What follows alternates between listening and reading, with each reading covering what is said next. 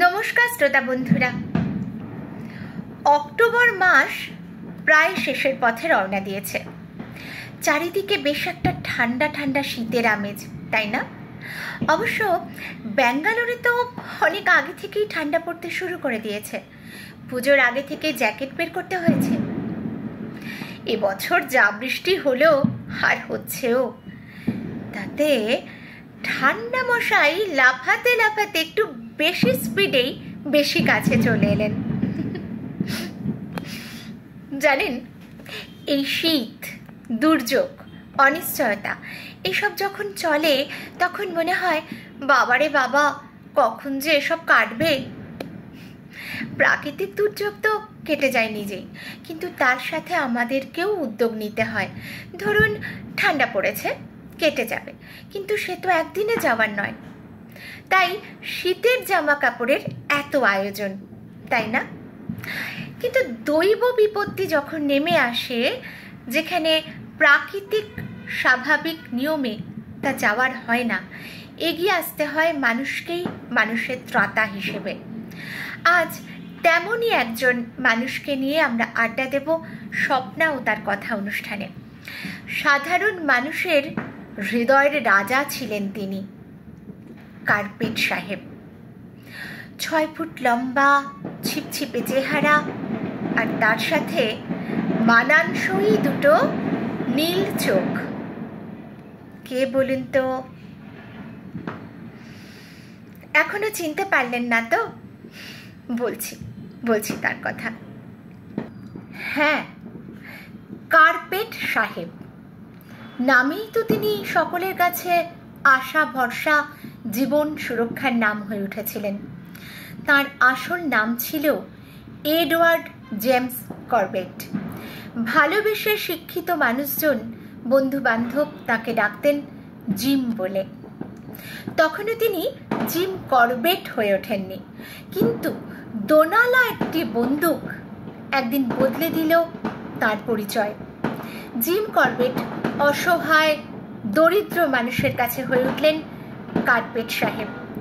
কেমন করে? আলোচনা করব সেই সব ইতিহাস। সঙ্গে থাকুন সবাই।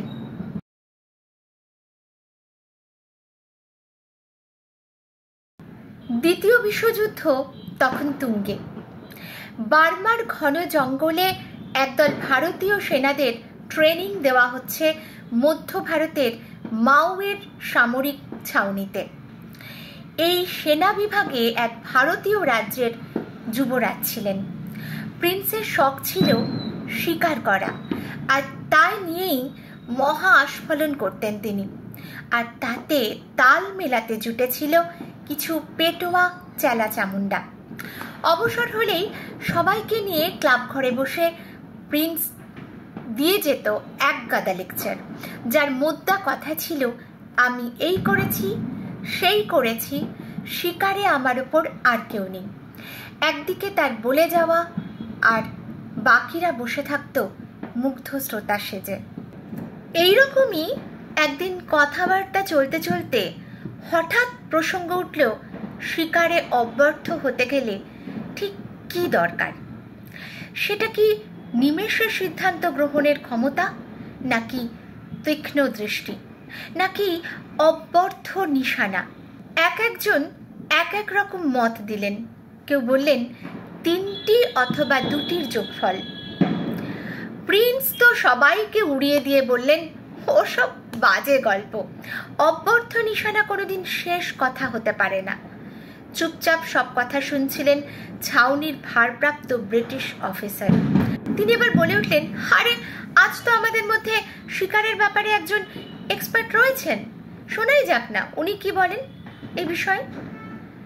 ওর কথা শুনে সবাই তাকিয়ে দেখলো যে এক কোণে চুপচাপ বসে আছেন এক নির্বাক প্রৌঢ় শ্রোতা। চেহারা তার রোদে পোড়া, শক্ত ও বলিষ্ঠ, মাংসপেশি বহুল। তাদের তর্ক শুনে মিটিমিটি হাসছেন তিনি। সকলেই তাকে ছুঁড়ে দিল সেই প্রশ্ন। তিনি এক কথায় উত্তর দিলেন, অব্যর্থ নিশানা, আর কিচ্ছু চাই না। নিস্তব্ধতা নেমে এলো হলে। কারণ আবার শুধুবার নাকি? এই প্রথম প্রিন্সের কথাকে কেউ চ্যালেঞ্জ করলেন। যথারীতি তিনি ভয়ানক রেগে গেলেন। কে উটকো লোকটা? এত সাহসী বা তার হয় কি করে? কোনো মতে রাগ চেপে প্রিন্স বললেন, আপনি প্রমাণ করতে পারবেন? নির্বিকার সেই প্রৌঢ় আঙুল তুলে দেখালেন। আচ্ছা, ওই দূরের গাছটা দেখো। একটা ওয়াই আকারের সরু ডালের মাঝের খাঁজে ছোট্ট একখানা পাখি বসে আছে। ডাল ভাঙবে না, কিন্তু পাখিটাকে মারতে হবে। পারবে? বিকেলের আলো নিভু নিভু তখন। চারিদিক হয়ে এসেছে ধোঁয়াটে ধূসর। প্রিন্স বললেন, অসম্ভব, এই আলোতে নজরই চলে না, পাখি মারব কি করে? উত্তর শুনে মুচকি হেসে সেই মানুষটি হাত বাড়িয়ে হেলায় একটা রাইফেল তুলে নিলেন, নিশানা তাক করলেন। ঠিক এইভাবে।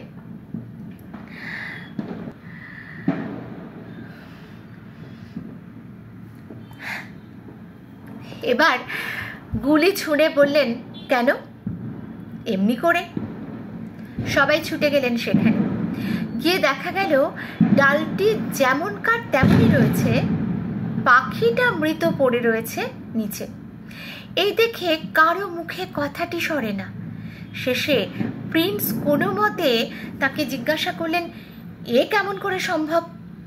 প্রৌঢ় মুচকি হেসে উত্তর দিলেন, শোনো তবে, যখন রুদ্রপ্রয়াগের চিতাটাকে মারি, ব্যাস, আর কিচ্ছু বলতে হলো না। চারিদিকে নেমে এলো নিস্তব্ধতার আবরণ। সকলেই বুঝে গেছেন ততক্ষণে কে এই আগন্তুক। ঢোক গিলে প্রিন্স জানতে চাইলেন, বলেন কি, আপনি কি তবে? কাঁধ ঝাঁকিয়ে ড্যাম স্মার্ট সেই প্রৌঢ় উত্তর দিলেন, হ্যাঁ, এই অধমের নামই এডওয়ার্ড জেমস করবেট। সবাই ভালোবেসে জিম বলে ডাকে।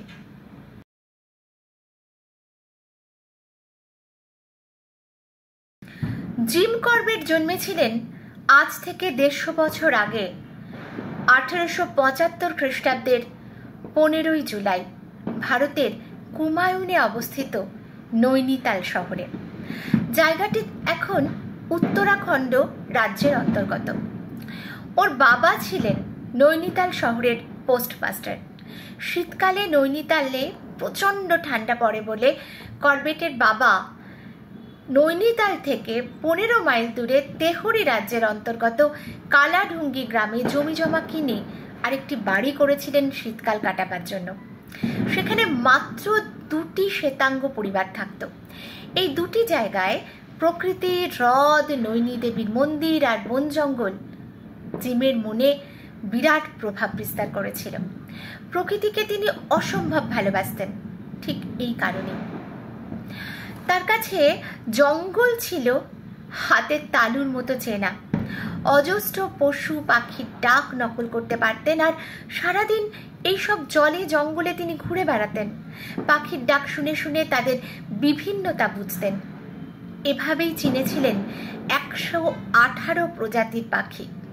তার নিজের লেখায় আমরা পাই যে দেবীর মন্দিরের 4 মাইল ব্যাসার্ধের মধ্যে অন্য জীবজন্তু ছাড়াও আমি বাঘ, চিতা, ভাল্লুক আর সম্বর হরিণ দেখেছি এবং 128 জাতের পাখি চিনতে পেরেছি। করবেট জাতে সাহেব হলেও ছিলেন নিম্নবিত্ত ঘরের ছেলে। ছিলেন 16 জন ভাই বোনের মধ্যে অষ্টম। বিশাল সংসার। পরিবারের আর্থিক সঙ্গতিও অন্য ইউরোপীয় বসতি স্থাপনকারীদের মতো সচ্ছল নয়।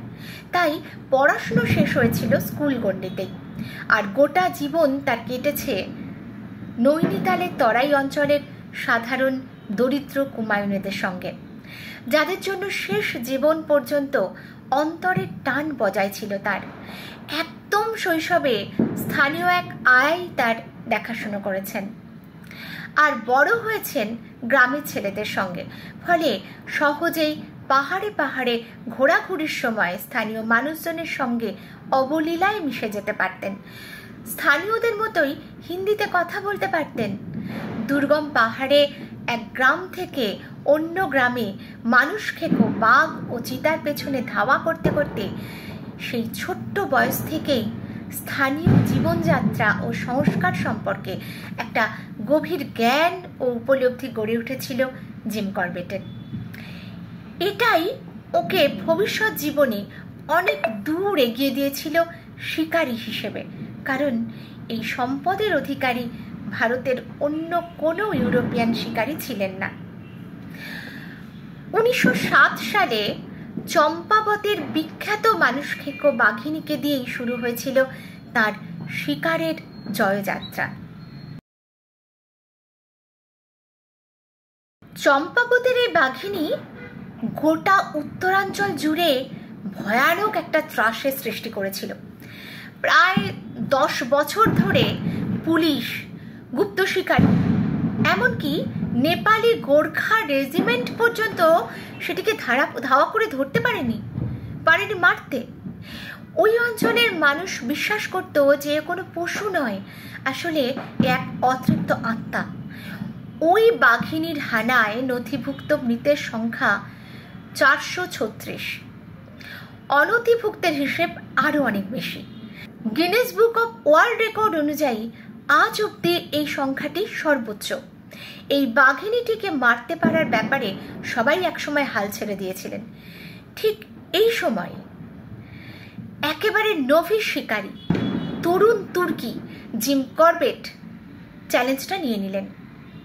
তার বিখ্যাত বই কুমায়ুনের মানুষ খেকো বা ম্যান ইটার্স অফ কুমায়ুনে এক অসাধারণ বর্ণনা আছে সেই শিকারের, যেটা পড়তে গেলে গায়ের লোম খাড়া হয়ে যায়। করবেট লিখেছেন, নদীর কাছে এগোলাম যখন ঝোপ ছেড়ে বাঘিনীটির সেই উঁচানে পাথরের ওপর আমি যেদিকে আছি সেদিকে বেরিয়ে এলো। যখন ও 20 ফুটের মধ্যে বন্দুকটি তুললাম এবং আতঙ্কে দেখলাম যে নল দুটি এবং ব্রিজ ব্লকের মাঝখানে 1 ইঞ্চির 8/3 মতো একটা ফাঁক আছে। মানে আগে যখন 2টি নলে ফায়ার করা হয়েছিল তখন বন্দুক ফাটেনি, তাই খুব সম্ভবত এখনো ফাটবে না, বরং পিছু ধাক্কা খেয়ে কানা হয়ে যাওয়ার বিপদ আছে। যাই হোক, এখন তো আর কিছু করার নেই, তাই সেই ঝুঁকি নিয়েই এগোতে হবে। যে পেল্লাই পুঁতিটি সাইটের কাজ করছিল সেটি বাঘিনীর হাঁ করা মুখের দিকে নিশানা করে বসিয়ে আমি গুলি ছুঁড়লাম। সেই মুহূর্তে হয়তো আমি উপর নিচ নড়ে গিয়েছিলাম, বা হয়তো বুলেটটি 20 ফুট দূরের লক্ষ্যে নির্ভুল পাঠাবার ক্ষমতা বন্দুকটি ছিল না। ফলে গুলিটি বাঘিনীর মুখ ফসকালো এবং গিয়ে বিঁধল ওর ডান থাবায়। সেখান থেকে পরে আমি আঙুলের নখ দিয়ে বুলেটটি সরিয়েছিলাম। আমার সৌভাগ্যক্রমে ও তখন শেষ অবস্থায় এবং পায়ের আঘাতেই বাঘিনীটার সামনে টলে পড়ে গেল সামনের পাথরের উপর। ওই পাথরটার এক ধার দিয়ে মাথা ঝুঁকিয়ে মৃত্যুর কোলে গিয়ে অবশেষে শান্ত হলো। খুব স্বাভাবিক যে এই ঘটনার পরে জিম করবেট রাতারাতি এক কিংবদন্তিতে পরিণত হয়ে উঠবেন। হলেনও তাই। করবেট হয়ে উঠলেন সাধারণ মানুষের আস্থার প্রতীক, কার্পেট সাহেব। সেই শুরু। এরপর থেকে যেখানেই মানুষ খেকো বাঘের অত্যাচার শুরু হতো, জিম করবেটকে ডেকে পাঠাতেন সেখানকার শাসক। কখনো বা লোক মুখে খবর পেয়ে জিম নিজেও চলে যেতেন। 1907 থেকে 1938-এর মধ্যে তিনি মোট 33টি মানুষ খেকো শিকার করেন, যারা সব মিলিয়ে আনুমানিক 1200 মানুষ মেরেছিল। এই 33টি বাঘের মধ্যে ছিল 2খানি মানুষ খেকো চিতাবাঘও। 1910 সালে পানারে প্রথম যে চিতাবাঘটি শিকার করেছিলেন সেটি প্রায় 400 মানুষকে হত্যা করেছিল। আর দ্বিতীয় শিকার রুদ্রপ্রয়াগের মানুষ খেকো চিতাবাঘ তো ভারতবর্ষের ইতিহাসে চির অমর হয়ে গেছে। রুদ্রপ্রয়াগের এই মানুষ খেকো চিতাবাঘ প্রায় 8 বছর ধরে মানুষের জীবন অতিষ্ঠ করে তুলেছিল। সব মিলিয়ে হত্যা করেছিল 26-এরও বেশি তীর্থযাত্রী মানুষকে। এই চিতাটিকে নিয়ে করবেট নিজে লিখেছেন যে বাঘেরা যে কারণে নরখাদক হয়, চিতারা কিন্তু সেই কারণে হয় না। আমাদের জঙ্গলের সকল জন্তুর মধ্যে চিতা সব থেকে সুন্দর, সাবলীল। জখম হলে বা কোণঠাসা হলে সাহসে সে কারো থেকে কম যায় না। তবে এরা এমন মরা খেকো যে খিদের জ্বালায় জঙ্গলে যে মরা পায় তাই খায়, ঠিক আফ্রিকার জঙ্গলের সিংহদের মতন। 1918 সালে দেশ জুড়ে ইনফ্লুয়েঞ্জার মরক দেখা যায়। ভারতে 10 লক্ষেরও বেশি মানুষ মারা পড়ে। এই মরকের কঠিন মূল্য দিতে হয় গাড়োয়ালকে। মহামারীর শেষে গাড়োয়ালের নরখাদক আত্মপ্রকাশ করে। 1918 সালের 9 জুন বৈজি গ্রামে রুদ্রপ্রয়াগের নরখাদক চিতা প্রথম মানুষ মারে। নথিতে লেখা আছে, সর্বশেষ যে মৃত্যুর জন্য নরখাদকটি দায়ী তা 1926 সালের 14 এপ্রিল ভৈসোয়ারা গ্রামে ঘটে। এই দুটি তারিখের মধ্যে 125 জন মানুষ মারা পড়ে। এই চিতাটি শিকারের জন্য করবেট সাহেব হেঁটেছিলেন মাইলের পর মাইল। এমনকি এক সময় প্রায় হতাশ হয়ে ভেবেওছিলেন যে শিকার করা ছেড়ে দেবেন। এই চিতাটি শিকার করা নিয়ে এক তীব্র আবেগময় অনুভূতির প্রকাশ আমরা দেখতে পাই ওর লেখায়। সেখানে বিজয়ী শিকারীর কোনো দম্ভের আস্ফালন নেই, আছে এক অনুভূতিপ্রবণ হৃদয়ের কান্না। চলুন জিম করবেটের সেই বর্ণনা আমরা একটু শুনি। জিম করবেট লিখেছেন, রাত 10টায় গুলি চালিয়েছি। কয়েক ঘন্টা পরে চাঁদ উঠল। গাছের মগডালে উঠলাম, কিন্তু ছড়ানো ডালপালার জন্য ঠিক দেখতে পেলাম না। আবার মাচানে নামলাম, কিন্তু এখান থেকেও পাহাড়ের যেদিকে চিতাবাঘটা গেছে বলে মনে হলো সেদিকটা দেখা যাচ্ছিল না। তখন বাজে রাত 3টে। 2 ঘন্টা পরে চাঁদ অস্ত যেতে থাকলো। গাছ থেকে নামলাম। ছাগলটা একটা স্বস্তিসুলভ গলায় ডেকে আমাকে অভ্যর্থনা করলো। ছাগলটার পেছনে একটা লম্বা পাথরের ওপর 1 ইঞ্চি চওড়া রক্তের দাগ। যে সতর্কতা সাধারণত মাংসাশী পশুর রক্তের দাগ অনুসরণ করতে অবলম্বন করতে হয়, আমি তা উড়িয়ে দিলাম। রাস্তা থেকে নামলাম। পাথরের অন্য পাশে রক্তের দাগ দেখলাম। 50 গজ অবধি অনুসরণ করলাম।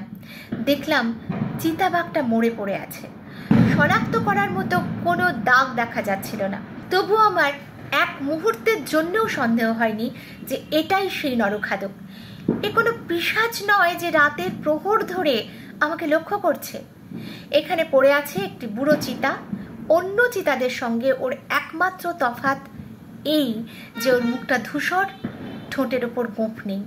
ভারতবর্ষের সবার চেয়ে ঘৃণ্য এবং সন্ত্রাসী সৃষ্টিকারী জন্তু, যার একমাত্র অপরাধ প্রকৃতির নিয়মের বিরুদ্ধে নয় কিন্তু মানুষের নিয়মের বিরুদ্ধে।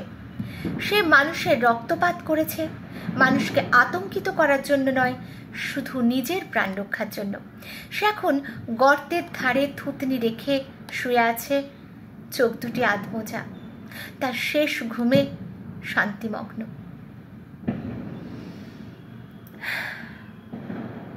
অন্য 8-10টা শিকারীর থেকে এক মুহূর্তে জিম করবেট আলাদা হয়ে যান ঠিক এইখানেই। তার শিকার নিতান্ত অভিযান, অ্যাডভেঞ্চার কিংবা নাম কেনার জন্য নয়। অসাধারণ বোধ ছিল তার বাঘ প্রজাতির ওপর। মনে প্রাণে তিনি বিশ্বাস করতেন তাদের। তাই তো দ্বিধাহীন ভাষায় লিখেছেন, বাঘ একটি উদার হৃদয় ভদ্রলোক, সীমাহীন তার সাহস। যদি বাঘের সপক্ষে জনমত গড়ে না ওঠে, বাঘ লোপ পাবেই। আর তা হলে ভারতের শ্রেষ্ঠতম প্রাণীর বিলোপে ভারত দরিদ্রতরই হবে। সত্যি বলতে কি, 1875 থেকে 1925 সালের মধ্যে 80,000-এর বেশি বাঘকে কেবলমাত্র বিনোদনের উদ্দেশ্যে হত্যা করা হয়েছে এই দেশে, মানে এই ভারতে। ফেলে আসা শেষ শতাব্দীর মধ্যেই ভারতবর্ষের শতকরা 67% এলাকা বাঘ থেকে নিশ্চিহ্ন হয়ে গেছে। তাই বাঘকে নিষ্ঠুর ও রক্তপিয়াসী বলতে ঘোরতর আপত্তি ছিল জিম করবেটের। তিনি প্রথম বলেছিলেন যে সুস্থ বাঘেরা সবসময়ই মানুষের সংস্পর্শ এড়িয়ে চলে। তারা মোটেই হিংস্র নয় যে মানুষ দেখলেই তাকে আক্রমণ করবে। বাঘের খাদ্যাভ্যাসের মধ্যেও মানুষের মাংসের প্রতি ভীষণই অনাগ্রহ লক্ষ্য করা যায়। বাঘেরা মূলত মানুষখেকো হয়ে ওঠে তখনই যখন বয়সের ভারে শিকার করার ক্ষমতা তারা হারিয়ে ফেলে। অবশ্য এর ব্যতিক্রম দেখা যায়। চম্পাবতের বাঘিনীর মতো আরও অনেক বাঘ বা বাঘিনী তাদের বাস্তুতন্ত্রের ওপর শতাব্দীর পর শতাব্দী ধরে চালিয়ে যাওয়া মানুষের ধ্বংসযজ্ঞের ফলেও মানুষখেকো হয়ে উঠতে পারে। কেবলমাত্র যখনই কোনো বাঘ সাধারণ নিরপরাধ মানুষের জন্য বিপজ্জনক হয়ে উঠেছে, একমাত্র তখনই ঝলসে উঠেছে জিম করবেটের রাইফেল। 1907 থেকে 1938 এই দীর্ঘ 31 বছরের মধ্যে করবেট মোট 33টি মতন মানুষখেকো বাঘকে অনুসরণ করে গুলিবিদ্ধ করেছিলেন। যদিও এদের মধ্যে মাত্র ডজনখানেক শিকার ঠিকঠাক নথিভুক্ত হয়েছিল। বলা হয়ে থাকে যে এরা সর্বমোট 1200-র ওপর পুরুষ, নারী এবং শিশুকে হত্যা করেছিল।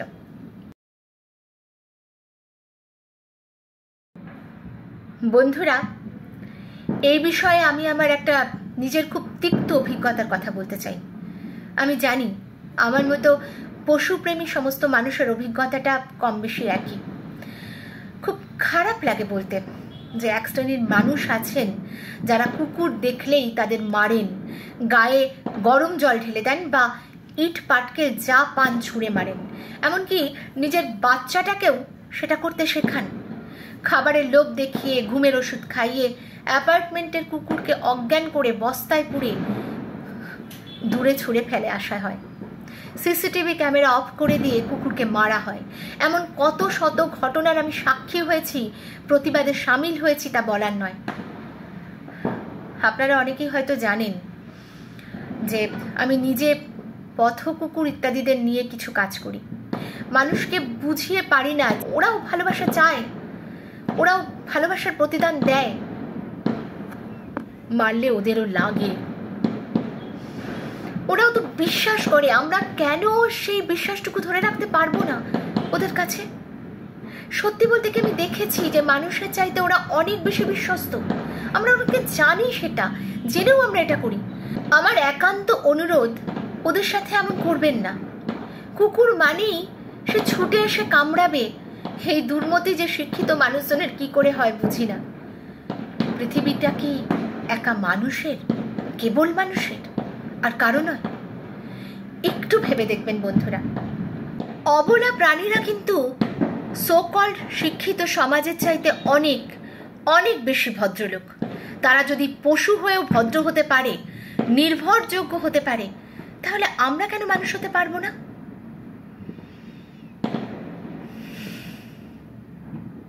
বড্ড লজ্জা হয় মানুষের এই আচরণ দেখলে। এই কি মনুষ্যত্ব?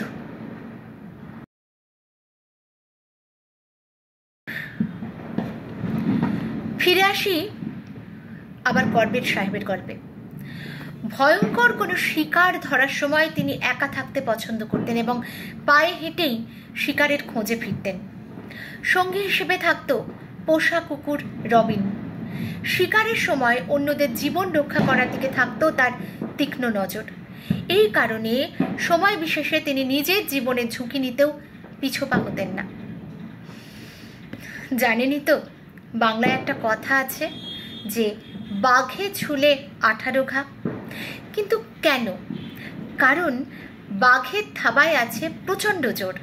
বাঘ তার থাবা দিয়ে একবার আঁচড় দিলেই গ্যাংগ্রিন হয়ে মানুষ মৃত্যুর কোলে পর্যন্ত ঢলে পড়তে পারে।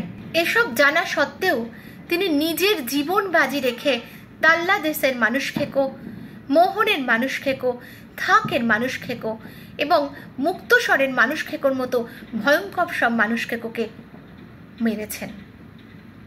1938 সালের 30 নভেম্বর থাকের মানুষখেকো বাঘিনীকে হত্যার পর জিম অফিসিয়ালি শিকার করা ত্যাগ করলেন।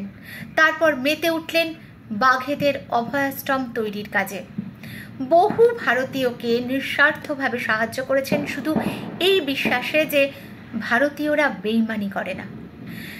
এছাড়াও তিনি গ্রামের বাংলোর বারান্দায় বসে নিয়মিত সাধারণ মানুষদের ওষুধ, পথ্য, শুশ্রূষার ব্যবস্থা করতেন। যথাসম্ভব সমস্ত রকম আপদ বিপদে তাদের পাশে দাঁড়াতেন। আপনারা হয়তো ভাবছেন কি কঠিন মানুষটাই না ছিলেন তিনি। জলে জঙ্গলে বন্দুক কাঁধে চষে বেড়ালেন শুধু, আর কি কিছু ছিল না তার জীবনে? না, ছিল। ভালোবেসেছিলেন এক বিদেশিনীকে। অন্তরের সেই গভীর ভালোবাসা মান্যতা পায়নি শেষ অবধি মা ও দিদির প্রবল বাধা ও আপত্তিতে। তারপর আর ফিরে তাকাননি কোনোদিন একান্তে নিজের হৃদয়ের দিকে। খুব ইচ্ছে ছিল ইঞ্জিনিয়ার হওয়ার, কিন্তু বাড়িতে 16 ভাই বোন ও অন্যান্য সকলের অন্ন সংস্থানের জন্য চলে যান বিহারের মোকোমা ঘাটে রেল কোম্পানির হয়ে কুলির ঠিকাদারি করতে। সেখানেই কেটে যায় টানা 21টা বছর। মোকোমা ঘাটে থাকার সময় স্থানীয় কুলিদের সঙ্গে মিশেছেন বন্ধুদের মতন। স্কুল তৈরি করে দিয়েছেন তাদের বাচ্চাদের লেখাপড়ার জন্য। হকি, ফুটবল টিম তৈরি করে খেলেছেন সেই সব নেটিভদের সঙ্গে। এমনই ছিলেন আমাদের কার্পেট সাহেব। বন্ধুরা, এবার একটা মজার ঘটনা বলি। তার লেখা ম্যান ইটার্স অফ কুমায়ুন বইটি 1945 সালে আমেরিকায় বর্ষ সেরা বই হিসেবে মনোনীত হয়েছিল। 1948 সালে হলিউডে ম্যান ইটার অফ কুমায়ুন নামে একটি সিনেমাও তৈরি করা হয়েছিল। যদিও চলচ্চিত্রটিতে কর্বেটের গল্পগুলোর কিছুই অনুসরণ করা হয়নি, তবে চলচ্চিত্রটিতে বাঘ শিকারের কিছু দৃশ্য ছিল। বলাই বাহুল্য যে সেই সিনেমাটি 1 পয়সাও তুলতে পারেনি, কোনো জনপ্রিয়তাও পায়নি। সব থেকে মজার ঘটনা এই যে চলচ্চিত্রটি সম্পর্কে কর্বেট বলেছিলেন, the best actor was the tiger. Oxford university press থেকে প্রকাশিত হয়েছিল রেমন শেপার্ডের ছবিতে সাজানো তার লেখা বই ম্যান ইটার্স অফ কুমায়ুন। প্রকাশের সঙ্গে সঙ্গেই সেই বই হয়ে যায় বেস্ট সেলার। 1 বছরের মধ্যে বিক্রি হয়েছিল প্রায় 1,05,000 বই। এই বইয়েরই বাংলা অনুবাদে অদ্ভুত সুন্দর এক মলাট করেছিলেন সত্যজিৎ রায়। 1950-এ প্রকাশিত প্রচ্ছদে 2টি মলাটে জোড়া কালো আর হলদে বাঘের ছাল যেন ছড়িয়ে রাখা হয়েছে। নিচের দিকে গুলির গর্ত, যা পিছনের দিক ফুঁড়ে চলে গেছে। গুলি ঢোকার সময় ফুটো ছোট হয়, ফুঁড়ে বেরোবার সময় চ্যাপ্টা ও বড় হয়। সেটাও প্রচ্ছদ তৈরির সময় মাথায় রেখেছিলেন সত্যজিৎ রায়। সত্যি কথা বলতে কি, জিম কর্বেটের লেখার হাত এতটাই ভালো ছিল যে লেখক হলেও বেস্ট সেলার হতেন তিনি। কিন্তু আমাদেরই দুর্ভাগ্য যে তিনি বই লিখলেন মাত্র 6টি।